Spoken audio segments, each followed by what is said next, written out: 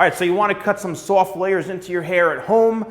You're not really sure what to do. So I'm going to give you a quick, easy hair hack of how to create some soft layers throughout the front here. What I suggest doing is taking a very, very small section of hair in the front where it's going to naturally want to fall in your face like so, okay? Do not take all the hair in through the corners and bring it all forward, because you're going to end up creating a huge chomp in your hair, and you don't want to do that. So what we're going to do is we're going to take this section right here, and we're going to cut almost like a little bit of a upwards hole or so, or a little bit of an angle right throughout the front there. So it's going to be shortest right into here. Now what we're going to do is we're going to release that, and we're going to bring everything to this one point here.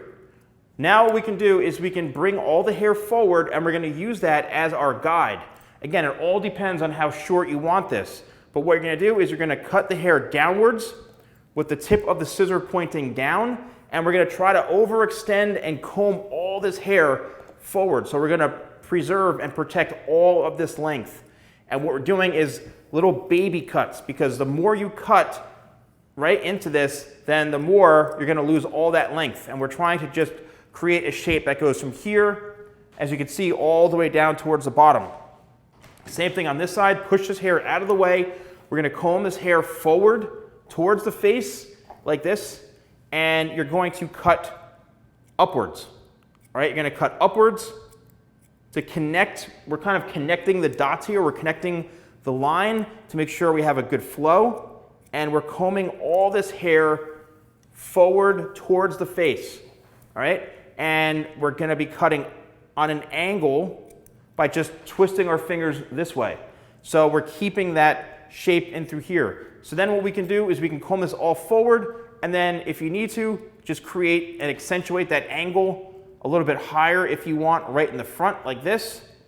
But the key is to have it like this, okay? Where the hair is a little bit shorter right into here, and it angles down this way.